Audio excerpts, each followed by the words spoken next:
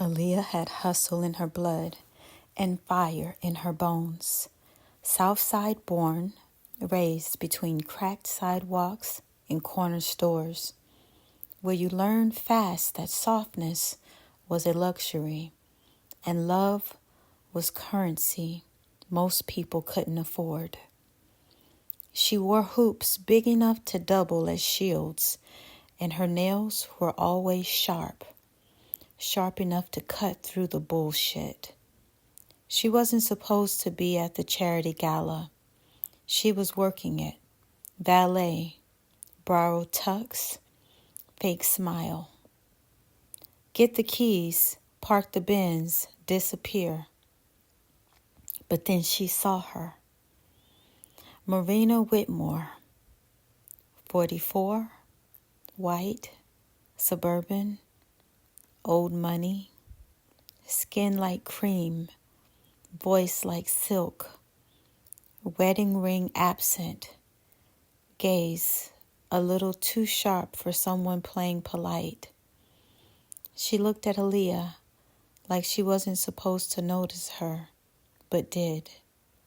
And once she did, she stared.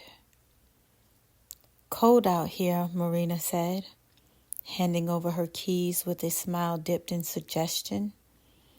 Don't you freeze in that little jacket. I don't freeze, Aaliyah replied, lips curving. I burn. Marina didn't laugh. She just stared. And then slid something into Aaliyah's pocket. Cash, sure, but also a card. No name, just a number. Aaliyah didn't call. She showed up a week later. She walked into Marina's high-ceilinged house like smoke on heels, low-cut, tank, ripped jeans, hair slicked back, and eyes full of dare. Marina was drinking wine worth more than Aaliyah's rent. They didn't speak at first, just circled. Two predators in different ecosystems, each realizing they were prey in the other's world. I don't usually do this, Marina said, sipping. Neither do I, Aaliyah lied. The first kiss was a challenge. The second was surrender. Marina tasted like expensive sin and desperation, like someone trying to drown loneliness and orgasms in Merlot. Aaliyah kissed her like she was trying to ruin her, and maybe she was. That night, clothes hit the marble floor like confessions. Marina let her hands be guided. Aaliyah took control, pressed her knee between her thighs and whispered, You like slumming it, huh? But Marina only moaned, breathless, No, I like you. And that messed Aaliyah up more than anything. She kept coming back, week after week, whispered phone calls, sneaking past gates, red nails on white skin, heat and hunger, tangled in bed sheets and guilt. And beneath it all, something deeper, something terrifying, real. Until one night, Aaliyah sat on the edge of the bed, bare and shaking, and whispered, You're gonna leave me. One day, you'll wake up and remember who I am, where I'm from. Marina turned her face up and traced Aaliyah's jaw like she was mesmerizing it for a painting. Baby, you're the only place I've ever wanted to be from. And for once, Aaliyah believed her. Marina wasn't supposed to fall in love. She was supposed to feel alive, sure, be reckless, break a rule, indulge in the thrill of Aaliyah's hands on her hips and the taste of her lip gloss after a long day of pretending to care about board meetings. But love, that wasn't the plan. And yet, there she was, sitting across, legs on her pristine kitchen island, wearing Aaliyah's oversized hoodie and nothing else. Licking strawberry yogurt off a spoon while Aaliyah lit a blunt and said, "This ain't your world, Marina. You know that, right?" Marina looked up through her lashes. "No, baby, you're mine. That's all I need to know." And God damn it, that was the problem. Because Marina had money, influence, and a reputation. And Aaliyah had all the fire it took to burn it to ash. They tried normal once. Aaliyah invited her to a barbecue in the park. Her cousin was DJing. Marina showed up in designer sandals and a silk dress, trying not to flinch when the bass rattled the beer coolers and someone called her Miss Nancy Reagan. Aaliyah laughed so hard she had to lean against the fence. But then Marina took off her shoes, grabbed a paper plate, and danced barefoot on the grass with two kids clinging to her legs like she belonged there. Aaliyah watched her from across the lawn. Her heart ached like an open wound. "Why are you making this harder? Why are you so good at this?" Later that night, on a squeaky mattress in Aaliyah's apartment with peeling paint and one working AC unit, Marina whispered, "Why do you only look at me like that when you think I'm not watching?" Aaliyah closed her eyes. "Because if I don't stop looking at you, I might not stop loving you." Marina didn't answer with words. She slid down the bed, slow, and kissed her like worship. And when she said, "Let me make you forget everything but this," Aaliyah let her. But love like this, it costs. The next morning, Aaliyah woke to silence and an empty spot beside her. No note, no call, just the scent of rose water and sin on the sheets. She stared at the ceiling, fury boiling under her skin. She always leaves, but before the bitterness could bury her, the door cracked open. Marina stepped in, holding 2 coffees and a bag of greasy breakfast sandwiches from the bodega on the corner. "Thought maybe you'd like me to stay," she said softly. And Aaliyah, hood raised, heart armored, and always expecting disappointment, broke. She didn't cry, but she pulled Marina close and held her like a secret she couldn't afford to lose. And somewhere between the silk sheets of the suburbia and the cracked floors of the Southside, 2 women with no business loving each other began to build something reckless, something real. But love like this, it don't come easy. It don't come safe. But damn, if it doesn't come hot. It started with a look. Aaliyah didn't even mean anything by it. Just a laugh shared too long with a girl from the neighborhood. Some light flirting to pass the time at the corner store. Nothing serious, nothing real. But Marina saw it.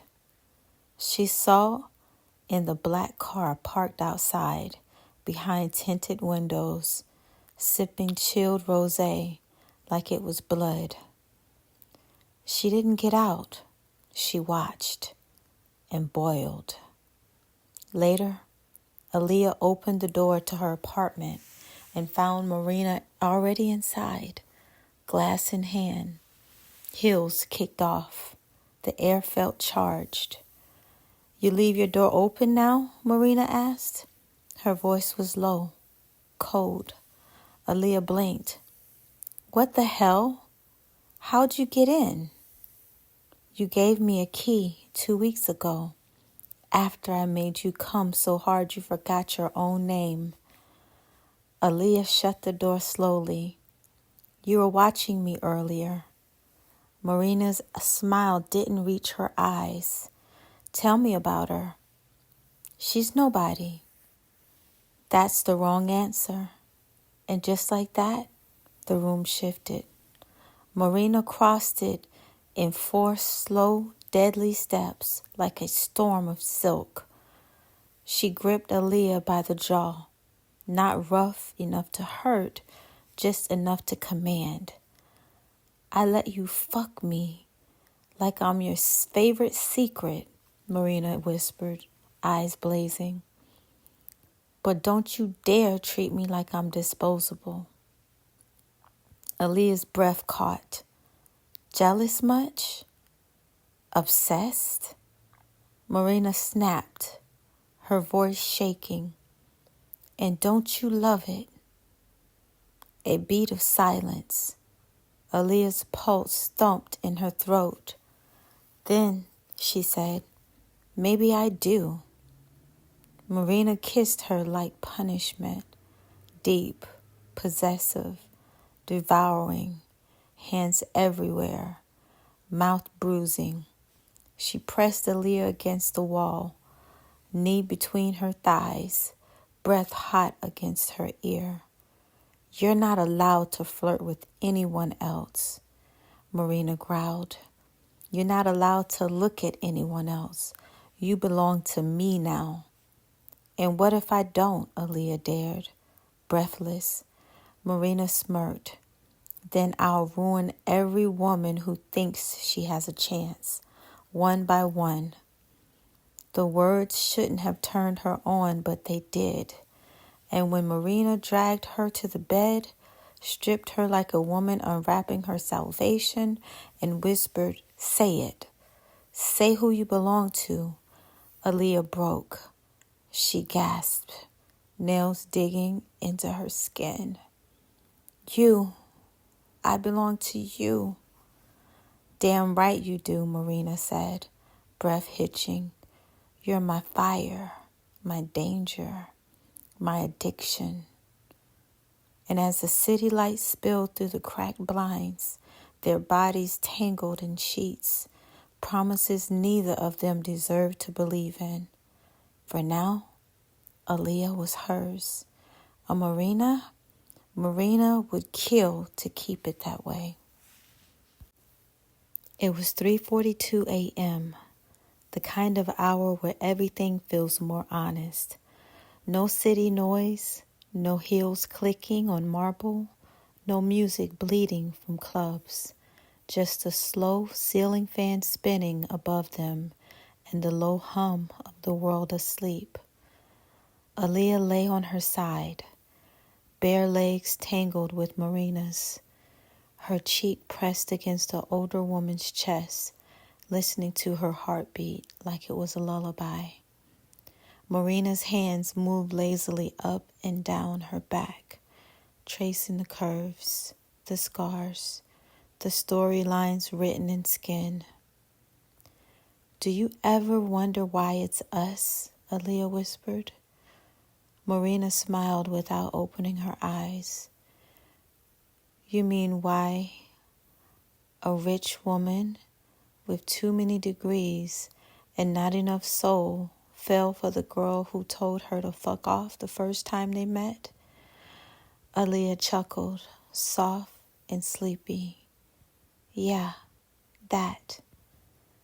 "I don't wonder," Marina said. "I know." She sat up slightly, pulling Aaliyah closer like a secret. Her hand came up to cup her face, thumb brushing across her cheekbone like it was precious. You're the only thing that doesn't feel performative. Everything else I do, brunches, fundraisers, even sex, before you was just performance art. But you, her voice cracked, you're real. You scare me. You save me. Aaliyah blinked back, the sting in her eyes. You ever think I'm gonna leave? She asked, voice barely audible. Marina didn't answer right away. Instead, she kissed her, slow, lingering, like she was carving a promise into her lips. Then she whispered, "You could walk out right now, and I'd still love you for the rest of my life. But if you stay, I swear I'll never let you feel unloved again. Not even for a second." Aaliyah exhaled a shaky breath. "Say it again." "I love you." Again. "I love you, Aaliyah." Again. Marina wrapped her up, buried her face in her hair, and said it over and over like a prayer, like mantra, like magic, until the sun began to rise through the window, a soft gold spilling over the two women who were never supposed to find each other, but did. And in that moment, no one was rich. No one was from the hood.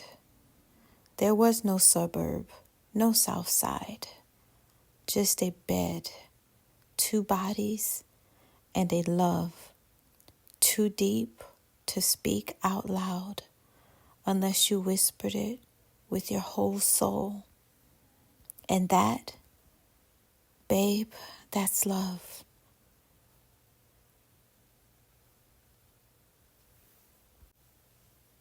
The house was quiet, no drama, no demands, just low jazz crackling from the speakers and rain tapping gentle rhythms against the windows.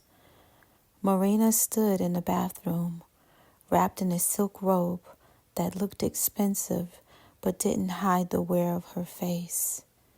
She was staring at her reflection like she didn't recognize the woman looking back.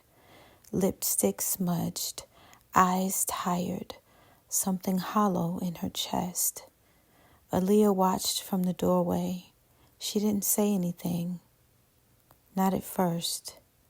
Then, softly, "You okay?" Marina smiled, but it cracked at the edges. "I don't think I've been okay since I met you." Aaliyah walked in, slow, barefoot, all warmth and quiet command. "Talk to me." "I've spent my whole life performing," Marina whispered. "Polished smiles, manicured lies. Even my grief is curated. And then you came along and made me feel raw, messy, real. And I don't know how to live in that." Aaliyah stepped behind her, slid her arms around her waist. "You don't have to know. You just have to let me love you in it." Maria leaned back into her. She was trembling. "I'm tired of pretending I'm in control," she said, voice breaking. And that's when Aaliyah turned her, kissed her slow and full, like tasting sadness and sweetness at once. "Then don't be," Aaliyah whispered. "Let go. Let me take care of you tonight." She kissed down her throat, undid the robe, exposed skin that had only been worshipped with greed. But tonight, Aaliyah touched her like a hymn, like home. They moved to the bed, soft light spilling over them. Aaliyah didn't rush. She kissed every part of Marina's body like she was stitching something back together. Like every press of her tongue said, "You are seen, you are safe, you are mine." Marina gasped when Aaliyah slid her thigh between her legs, grounding her, taking her apart.